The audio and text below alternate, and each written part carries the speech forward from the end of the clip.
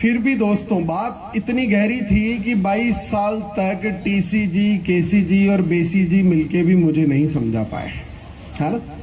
तो कितने लोग हैं आज जो बिल्कुल पहली बार इस प्रोग्राम में आए हैं? बिल्कुल पहली बार।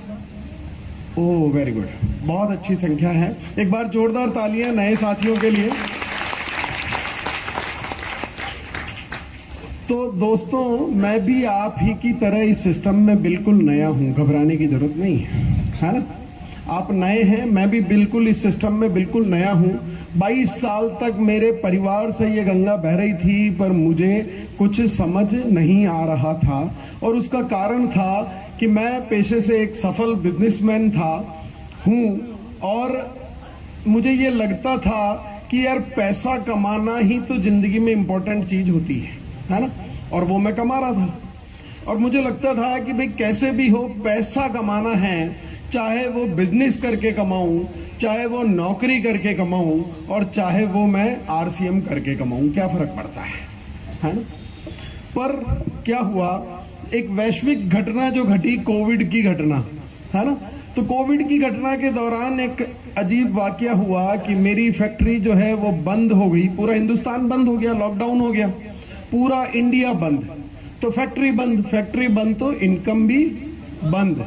मेरी इनकम बंद हो चुकी थी और आरसीएम के लोगों के हर महीने चेक आता जा रहा था, बढ़ के आ रहा था। सोचने पर मजबूर हो गया यार मैं कुछ गलत तो नहीं कर रहा हूं, है कहीं तो इस सिस्टम को समझने की जरूरत है कि पूरा हिंदुस्तान बंद पड़ा है फिर भी इनकम आ रही है, बढ़ के आ रही है। तो इस सिस्टम को समझा जाना चाहिए। फिर इस सिस्टम को थोड़ा समझने की कोशिश की।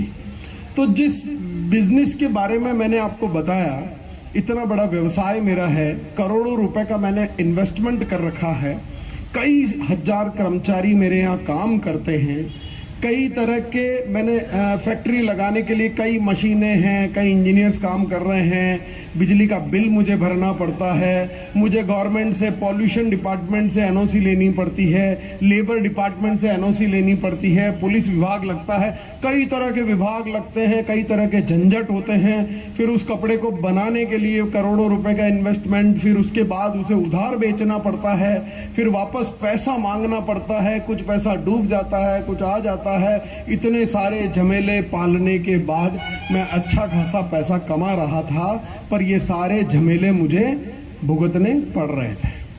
और मैंने चेक किया कि मेरी ही तरह जिस बिजनेस का मैं मालिक हूं, उसी तरह के एक बिजनेस में मात्र एक कर्मचारी के तौर पर काम करने वाले आदरणीय मुकेश कोठारी सर, कितने लोग जानते होंगे, और बिल्कुल मेरी ही तरह जिसका मैं मालिक हूं, ऐसी ही एक फर्म में वो मात्र एक कर्मचारी थे, मुकेश कोठारी सर, प्रहलाद राय सर।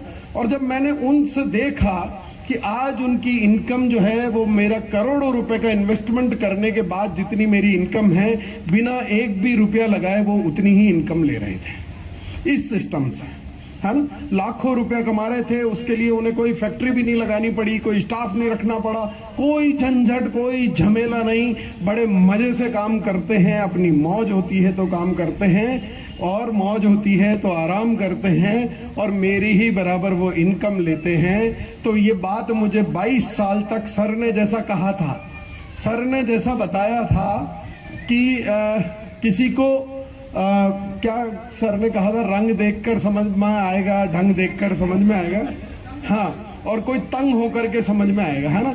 तो मुझे रंग ढंग देख करके समझ में नहीं आया, मुझे तंग होकर के समझ में आया। किसी को बात समझ में आती है और किसी को लात समझ में आती है। मुझे जब वो लात पड़ी तब मुझे समझ में आया कि आज वो तेरे बराबर वाली गाड़ी में घूम रहे हैं, कल को अगर उनके घर में हेलीकॉप्टर आ गया तो भैया फांसी लगानी पड़ेगी, है ना। उतना तंग नहीं होना है। तो आप मेरी बात को आज गौर से समझ लीजिए कि बात समझ लेना, नहीं तो लात बहुत जोर से लगती है भैया।